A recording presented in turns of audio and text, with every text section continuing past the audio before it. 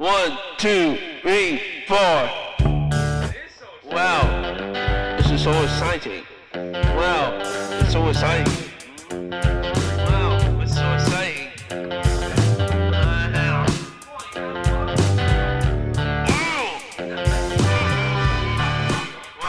Welcome to the Polar Bear Project, a podcast for the autism community. My name's Alan Doyle, and today we're meeting with Dr Amy Pearson. Amy is a senior lecturer in psychology in the University of Sunderland. Amy graduated with a Bachelor of Science degree in psychology, followed by a Master's in cognitive neuroscience in 2010. In 2014, Amy completed her PhD in autism research. Amy's doctorate examined the development of visual perspective taking in autistic and neurotypical individuals. Amy's primarily interested in how we use information from the world around us to communicate and socialise with others, and the experience of the social world in neurodivergent and neurotypical people. Amy is a Fellow of the Higher Education Academy and a member of the Experimental Psychology Society, and a member of the British Psychological Society Developmental Section. She's also co-editor of the BPS Developmental Forum. In today's show, Amy shares how she began her journey as an autistic researcher, and we discuss Amy's co-authored published article with Kieran Rose, the autistic advocate, a conceptual analysis of autistic masking, understanding the narrative of stigma and the illusion of choice. As always, we touch on other ideas and topics as we explore autistic masking. We hope you take something of value from today's discussion. If so, please like and subscribe to the podcast on whatever format you listen to your podcasts on. If you're watching on YouTube, please subscribe and click the bell for notifications of new episodes. Enjoy the show. Amy, you're very welcome. Sorry for sitting you through all your own accolades there, but you're very, very welcome and delighted to have you on the podcast today. Really appreciate you coming on. Hi there. It's lovely to be here. Thank you for having me. It's great. It's great. I've started a little trend here, so I'm going to continue with it now. Why autism, and what led you to dedicating such a significant part of your career to the research of autism? That's an excellent question. So it's a bit of a long and winding story, but the very short version is that I have an autistic younger brother. So my younger brother was diagnosed as autistic and ADHD when he was 8, which at the time was late diagnosis. So it took a lot of years to my mum fighting to get that. And when I went to university, we were allowed to choose a paper on absolutely anything to read. And I found something on autism, and I was like, "Oh, this is really interesting. I can learn more about autism and what it is," because it's obviously something I had a working knowledge of growing up, but not really very much insight. So I read the paper, and that really hooked me in. And I started volunteering in a school for autistic kids, doing some tutoring work. And it kind of went from there. I did an internship in the Autism Research Lab at Nottingham, and that inspired me to do a PhD. And so, that's where my interest came from. I guess, interestingly, weirdly, or probably not, I, over the past few years, also realized that I was autistic myself, and I'm currently going through the diagnostic process. So it was one of those very strange situations where I had this kind of really good knowledge about autism from a very theoretical or academic perspective, but very little understanding from a really practical perspective. And that's something that has changed quite a lot recently. So that's how I came to be involved in this area and where that seems to be going. Right. Wow. It is very much a journey, isn't it? Today, anyway, you recently published an article with Kieran Rose, the autistic advocate, the conceptual analysis of autistic masking and understanding the narrative of stigma and the illusion of choice. So just from the very beginnings then, so what is masking, and is it specific to autistic individuals? So masking, there are a lot of different words that have been used to describe the processes that we think of masking. So masking... Kieran and I, we tend to define masking as the conscious or unconscious suppression of natural ways of being and the taking on of non-native communication styles, or attempts to socialise in non-native ways. Mm. And masking is incredibly complex. So a lot of the time we tend to think of masking as a very social thing. It's often referred to as social camouflage, social compensation. But masking is a lot more multifaceted than that. And it isn't something that's specific to autistic people. So everybody masks. We tend to change the way in which we might appear depending on who we're interacting with. So we switch our appearance across contexts. We don't tend to talk to our boss in the same way that we might talk to our partner or our families. But there's very little research into how autistic people interact in different contexts, because up until fairly recently, our understanding of socialization in autistic people was very much like, well, autistic people aren't social, so why would we look at this?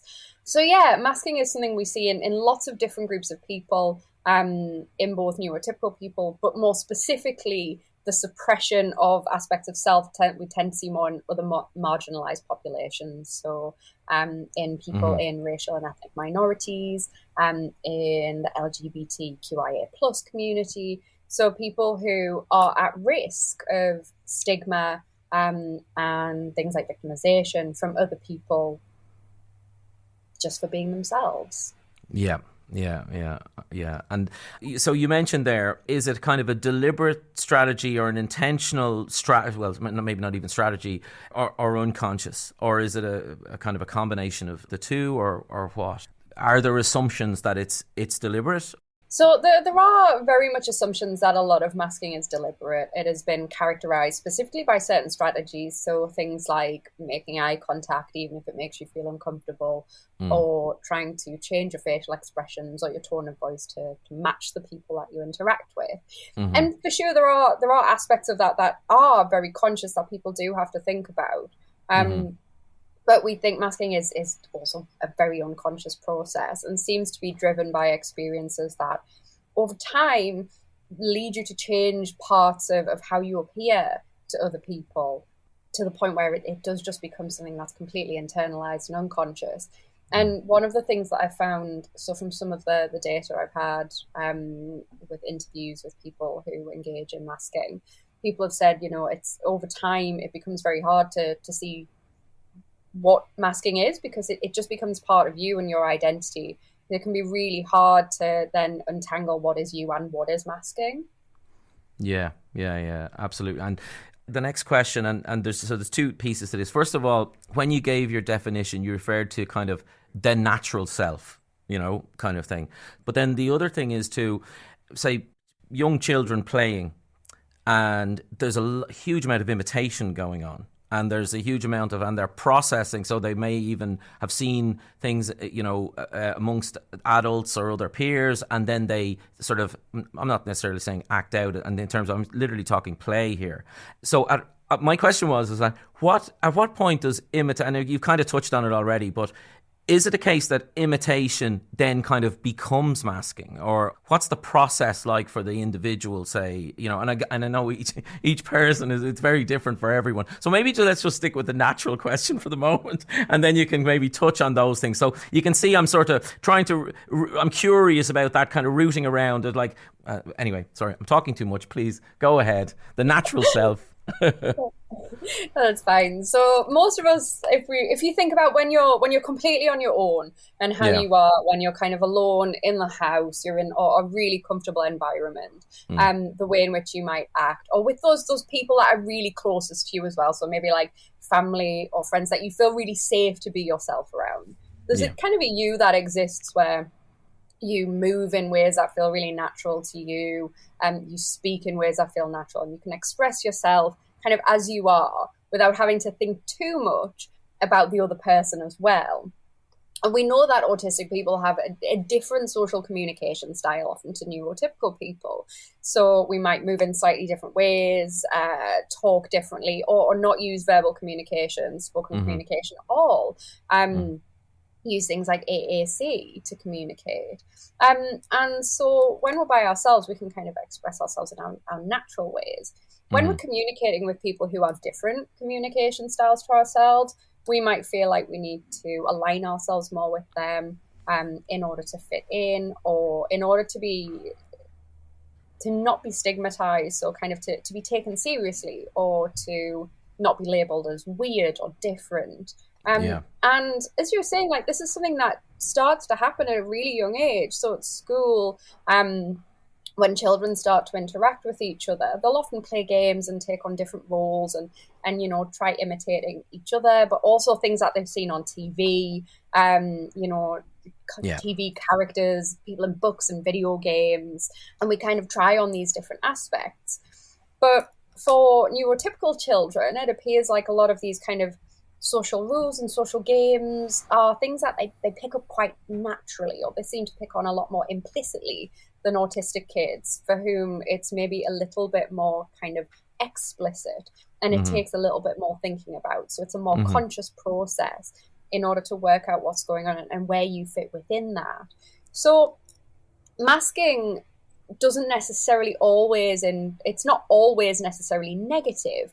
It might be a way in which you can kind of protect your own energy a little bit when you're interacting with other people.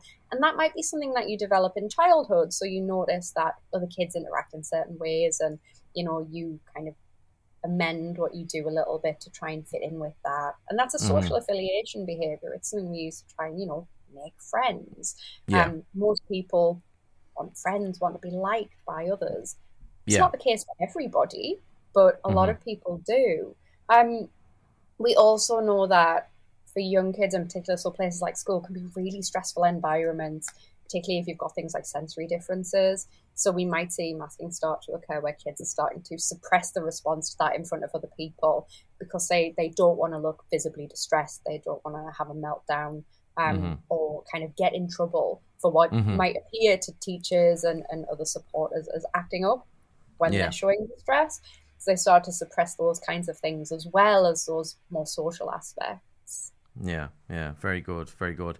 My next question then is, so, for example, cultural biases, upbringing in family environments, and then, I suppose, sort of notions of what is socially acceptable behaviours and all of those. So it's like a soup of, or a metropolis of all these rules and regulations and all this stuff that's going on, very busy and so on and so forth. So in the context then of, say, for example, taboos within a particular family or a community, learning not to discuss or engage in certain behaviours, in public or in play, picking your nose, whatever, things like that, those sorts of things. This is where I'm trying to identify, or my question is that I'd imagine that these things all lead to the disconnect between, well, I feel this way, or this is how I am, and yet I have to stick to these rules and whatever, and it's all it's a bit alien, or it's a bit confusing, or it's a bit strange. I'm trying to get to then moving more towards the sort of how behaviours or maladaptive behaviours or unhealthy behavior starts to maybe emerge then, or even and the trauma as well, like where maybe there's an instance of bullying in school or something whereby, or whatever it is, or just a small rejection. It doesn't take much, so I suppose really that's where I'm going with this, and then the mental health and leading into all that. So if you want to just maybe put some more, because as I say, it's a bit of a melting pot, isn't it? It is, yeah. And this is one of the things I think that we're really in the infancy in terms of the research in understanding. So there's some really wonderful work from a variety of different people looking at mental health and how these kinds of stresses can impact on that. There's some great work from Monique Botha, who's done work on the minority stress model. Okay. And understanding how that can impact on autistic people. So, when you are stigmatized and you start to suppress aspects of yourself and you start to internalize some of that stigma and change the way you act, that can lead to long-term chronic stress just from having to engage in these kind of masking processes, which then has that knock-on effect on mental health. We tend to see higher levels of anxiety and depression. And there's been some research kind of suggesting that, yes, anxiety and depression are related to masking, these kind of poorer mental health outcomes. But what we're not getting at is the thing that causes the masking that then leads to the mental health. So it's like masking is is kind of the middle thing that is, I guess you could call it like a symptom of the social pressure rather than the cause of the stress itself. So engaging in that is leading to these worse outcomes, but it's not the cause specifically. It's the stuff that causes the masking. But you're right. So my kind of main area of interest at the moment, alongside masking, is interpersonal relationships and victimization. And I've got a lot of data from autistic people who've experienced a lot of victimization throughout their lives, a lot of bullying, a lot of abuse, and really masking becomes a survival mechanism. So it becomes something that people do just to survive. You know, they've had these really negative experiences and don't feel safe being themselves in front of other people. When they have been themselves, it's like kind of people have not responded to that kindly, which has led to people feeling like they really need to hide their true selves, their own needs and their own boundaries. And it has a really negative impact on people in the long term. Yes, yeah, absolutely. And the difference or the quality between, say, for example, shame and guilt, for example, guilt is more of a kind of, I did something wrong. Shame is like, I am wrong, you know, that kind of thing. And that piece about like, you know, I'm not quite fitting in here, or I'm standing out. And again, whether it's because of a cultural bias or, you know, all of the things that go on in the school and so on and so forth. And then that kind of, as you're saying, that kind of compounds core beliefs or how and yeah, so the mask is like putting on a superhero suit or something, or an invisible man suit or whatever kind of, in other words, something other than this. So then, if you want to just talk a little bit on the mental health implications, and because that's, I mean, we've been very general there, and that could be applicable to, you know, all human beings, but in specific to the autistic community, I suppose, if you want to just maybe elaborate on a little bit more of the mental health implications there. Yeah, so one of the things that there appears to be an emerging relationship between is masking and burnout. Research, again, into autistic burnout is very much in its infancy, and it's not really clear how autistic burnout is distinct from other forms of burnout, or whether it's very similar, but it just kind of, the impacts of that interact with autistic ways of coping and processing information. We very much kind of don't know very much about that yet, but we do know that masking leads to chronic exhaustion, so a real difficulty in engaging in daily tasks, whether that be for adults, things like going to work, maintaining self-care, so, you know, remembering to eat, getting yourself out of bed in the morning, the kinds of things we see in really chronic long-term depression. Yeah. But also in kids, we also see, you know, this similar impact in children where they just feel unable to go to school. They haven't got any energy. They're constantly sad and worried and anxious and really, really struggle. And it seems like masking does lead to this. And again, that's something that we've seen in these studies on victimization, is that this chronic stress that people are experiencing and trying to hide that stress. So working really hard to kind of keep that mask on and not appear stressed to other people, it compounds it and it makes people feel even more ill. And then, you know, it takes sometimes is it's like the straw that broke the camel's back, like a really small life event before people get to the point where they just can't recoup any of that energy. I often describe it a little bit like a phone battery, and this is how I describe my own energy. But that, you know, when you buy a new phone and you charge that phone, it goes back up to 100% battery. But over time, that battery depletes. So even if you fully charge it, it's only really getting to 70, 80%. And if you have that chronic depletion and you're constantly unable to regain full energy, it's only a matter of time before that has a really, really negative impact on somebody. Yeah. So my next question then is, what skills would be very, very useful for someone to, in terms of, say, self-aware, being aware of their own, of the fact of the energy. It's a great visual image and a very practical image in terms of the battery life going and kind of going, oh yeah, well, I'm at I'm on 20% here. I need to recharge, that kind of thing. That's fantastic. So, are there other strategies or then as well, for autistic or anyone that is just not aware that this is actually what's happening, as you said, just to go right back nearly to the start of like, oh well, I've got my I've got my job, and I've got and this is how I behave in this job, and these are the rules, and this is what I do, and this is what I must do, and this is how I have to conduct myself, and and there's consequences if I don't do these things. So there's that, there's a big barrier there, and there's a kind of a fear factor, and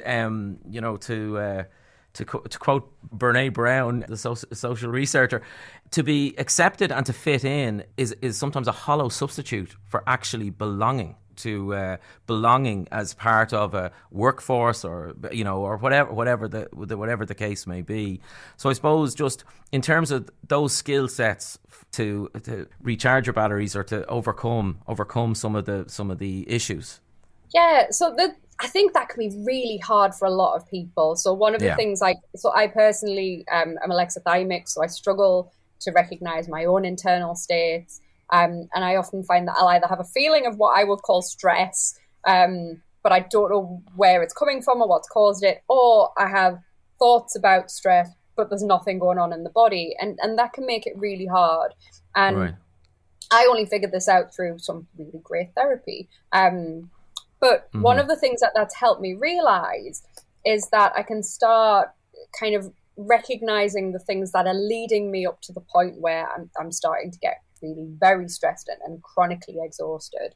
And one of the kind of smaller things that I personally have noticed that might be useful for other people is that when I start to get stressed or tired, sensory issues start to ramp up more. Okay. So and what would that look like? Sorry, go on. Yeah. So for me, it's things like smells seem more powerful, sound in particular. So I have an issue with electronic noise, and sometimes it's kind of bearable, but it can get really, really bad. And I know when I'm stressed, if I'm noticing things more, like I can hear the ringing all the time, that it's like, okay, this is getting a bit much. Very good. Yeah. So being able to pick up on those small signals and then use that to, okay, well, maybe I need to take a break. Maybe I need to put my noise cancelling headphones on. Maybe I shouldn't be saying yes to doing these things that I've been asked to do. And those might seem like really minor things, but for a lot of us, they're not, especially when you don't want to say no, you don't want to let people down, or you have a tendency to kind of overcompensate or overcomply with what other people want, which can be really hard. Noticing sensory issues is one that I usually use as like an external indicator that my stress levels are going up. But I think it's really easy for me to say like, oh, just take some time to do something nice for yourself. But for a lot of people, that's not the reality of their lives. Like they can't. But I think finding some time in the day, however small it is, to engage in the things that you find joy from. So like your favorite hobby, whether it's playing a video game, reading a book, listening to like a particularly really good song or some good music, just something that can kind of just a little bit of energy back can really help. And also, if you do have good family, good friends, people who can support you, having people who are also able to be like, have you stopped for a little bit today? Is it time to stop working now? How are you feeling? That kind of thing can make a massive, massive difference. Yeah. You've actually perfectly segued into my next question, was what can parents, caregivers, teachers and the individual support network, what can they do? And again, unfortunately, sometimes that network actually supports and maintains the masking. It can be sometimes part of the problem, and again, not intentionally, accidentally. By you think you're trying to encourage or, you know, be a cheerleader and go on, you can do it. And really at that, you know, it's that's really so important, Amy, the slowing down and this, you know, just notice. It's really all about noticing and slowing down. But sorry, go on. please elaborate. Well, I think that's a really great point, and it's a great question as well, thinking about what families can do to help, because, you know, unintentionally things can get worse, and it's, you know, that's not something that is done on purpose. And I'm not going to go on a big rant about normativity and our normative expectations, because we'll be here all day. But I think, you know, often we have ideas about what people should be achieving and what productivity looks like, and, you know, what good school engagement looks like, and that kind of thing. And those things differ so much from child to child, but especially in neurodivergent kids. They might have needs that aren't being met at school or that aren't being met at home. And really kind of, if you can get some insight into those needs, and work together with the young person on that. So, you know, maybe modifying your expectations a little of what you would like them to be doing, and make sure they're doing what is best for their own energy, and learning to go with that. So finding joy in the things that bring kids joy, I think is really important. We can often, I think, kind of put our own desires and ideas onto other people. And, you know, it's a bit like, I hate to compare kids to animals because they're not, but it's like when you hear people talk about having cats and they'll be like, oh, I spend all these money on toys for cats, and they're most interested in like this cardboard box that the toys came in. And I think it's a bit like that, like not having an expectation of what people should be doing, but supporting what seems to keep their energy levels maintained and seems to keep them really happy, and learning what that happiness looks like. Yeah. With the kind of the neurodivergent movement, or certainly the paradigm shift, where social stories and things like that can be actually counterproductive. And again, with the best will in the world, it's that thing of, obviously Damien Milton's work with the double empathy problem of, well, you know, it's that thing, it's both ways. That's kind of normal, whatever that means. That's normal for me, or that's normal for this school or this house or this community or whatever it is. And then the child or the individual is kind of like, well, it's, you know, this doesn't kind of make, I'm not getting it. I'm really not getting it. I don't, you know, and I don't like it, and I don't, you know, and whatever else. So I think it's really it's a key piece to the message, isn't it? Really, it is. It's massively important, and you touch on something really, really important there, which is kind of, I guess, what works for one person won't work for someone else. And we can't expect people to just change in that way. So again, one of the things we found in adults who've experienced a lot of victimization is heightened compliance, and teaching people to ignore their own internal signals and do things that they don't enjoy or that they might find distressing because it makes other people comfortable. That's teaching them to comply. And we think that again is feeding into this heightened risk of victimization, that we're teaching people to ignore their red flags that they might see in a behavior from another person or from a particular thing that they don't like. And so it is really important, actually, that we make sure that people can trust their gut. You know, they can trust their own instincts and act on them. And it's a huge piece, and it's actually something that we can discuss again for sure at another time. But from my own experience and my experience with my son and being involved in a special school, it's all about building up trust and knowing the person really well, and because you're asking someone to go the extra mile, or to step into that kind of uncomfort zone, to try something, to say, look, you might like it, you might not like it, but give it a try, see, and there's a huge amount of trust there. And to just kind of well, bulldoze through that process. It can be traumatizing, and it can be counterproductive, totally counterproductive. Yeah. You know, so I think it's absolutely key, and it's one of the, as I say, one of the core messages that certainly I know your work and a lot of your social media and the, you know, the fantastic group of people, and I know hopefully we'll have Kieran on as well at some stage, and Damien's actually due to come on quite soon. So we're really looking forward to that.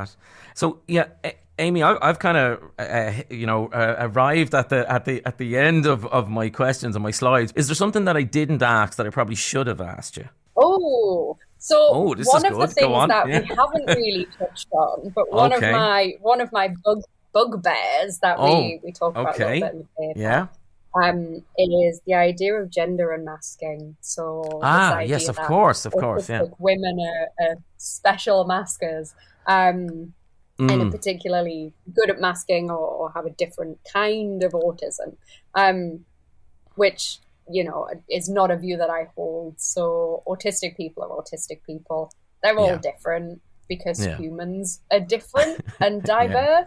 Yes. And so we expect to see those same differences and diversities in autistic people. You see this when people talk about interpersonal conflicts.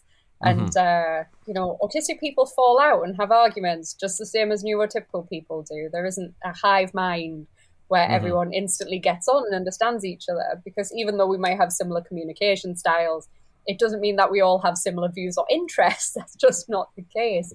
But yeah, the idea that female autism, as it's sometimes called, is characterized by being better at masking, is something that I really think is quite unhelpful. I think it's unhelpful to autistic women, because I think it implies that they've somehow being missed by clinicians because we're better at hiding our autism. I think it's quite condescending. Absolutely. But also, it's really it's unhelpful for autistic men who don't fit with the kind of a stereotype. It's unhelpful for autistic trans and non-binary people. I think trying to force everything about autism into binaries is just really unhelpful. And I think recognizing that human aspect, like autistic people are human, so they're probably going to be as varied as other humans, shouldn't be surprising to us, but I think sometimes it is. And it's something we really need to move past, particularly psychologists. I think we can get very stuck in our ways. Well, I think this is it. You know, I mean, exactly. It's to a certain degree, it can be the lowest common denominator. It can be a kind of a particularly when trying to apply something, you know, it's like, the kind of cookie cutter, you know, as you say, the one size fits all approach, and so on and so forth. And it's really not, as you said, it's absolutely not the case at all. And more and more, and please do talk a little bit more about that now, in terms of the fact that for years the assumption was, you know, it's mostly, you know, autism and being autistic is predominantly a male trait, and it's a male, you know, it's a male condition or whatever, and it's, you know, clearly not the case, and more and more research and more, you know, is coming out now. But and it's interesting, because I didn't know that masking was kind of an excuse, you know, to or an explanation or whatever, or let's call it a lazy explanation for that. Oh yeah, oh no, it's you know, they're much better at masking than men. You know, but anyway, which is pretty sneaky. Yeah. Gosh, yeah. But please, no. Talk a little bit more about that, if you. And actually, the interpersonal thing you mentioned as well, that you're doing some additional research on interpersonal relationships and so on. And anything exciting or anything you'd like to flag on that issue? Yeah, so this is something that means a lot to me. It's something I find really important. So, like a couple of years ago, we did some research with a group of autistic adults, and we were looking at conceptualizations of victimization from known others. So what's sometimes called in the UK mate crime, or interpersonal victimization. So kind of bullying, victimization, abuse from friends, from partners, from family members, from caregivers. That, you know, unfortunately isn't something that is uncommon for a lot of autistic people. And so that's one of the things we've kind of been building research up on over the past couple of years, is looking at these experiences of victimization, because it's something that I think a lot of us, we know happens, but there's very little exploration of it in the psychological literature and in the academic sphere. And I think the more evidence we have, the stronger the evidence base that we can say, look, autistic people are being victimized at a disproportionate rate, then we can try and provide some evidence of what we need to do to improve that. Some of what we need to do is modify society, which is like an infinitely huge but worthwhile job. So, breaking down stigma and stop having such normative expectations for people. Don't, stigmatize people who are different to us. But other things we can do are provide better supports for people who have been victimized, and also provide better education about what good relationships look like, what appropriate boundaries with other people look like, and how to set and stick with those. And so we are on the third project we have in this area now. We're just analysing the data from this. This is again some work I'm doing with Kieran. But what we're finding is that a lot of people who have experienced quite harrowing victimization have some really great ideas about the kind of supports they would like to see. So things like lots of autism community support, adapted therapies, and making sure people have access to community. So, being able to talk to other autistic and neurodivergent people, or to therapists who have a really good understanding of neurodiversity. That would be something that people would find really, really helpful. And hopefully we can use evidence like this to try and push for that. So to try and improve access to education and just try and make everything a little bit better. Yeah, no, absolutely. Particularly the teenage years, it's so difficult, because everyone's kind of, as that transformation, physical, there's also that whole kind of the power, the picking on the weaker ones, all of those things that can just kind of happen. And it all comes across as a bit of sledging and a bit of that one-upmanship, or whatever phrases you want to, and it's really not okay. It's really not okay. There is a person who's the butt of that, and the most vulnerable tend to be the butt of all of it, or most of it. Bullying now would be a bit of a button for me. It's a topic that I would get very passionate about. But I think so culturally, in terms of across sport, all of those things, it's so important that there's much more that we redefine what using power and being kind and vulnerable and all of those things have to be also equally valued in a society. Anyway, sorry, rant over, Amy. Look, it's an absolute pleasure chatting to you today. Thank you so much. Yeah, it's been really nice. Thank you for having me on. I love a good rant, so that's fine. Yeah.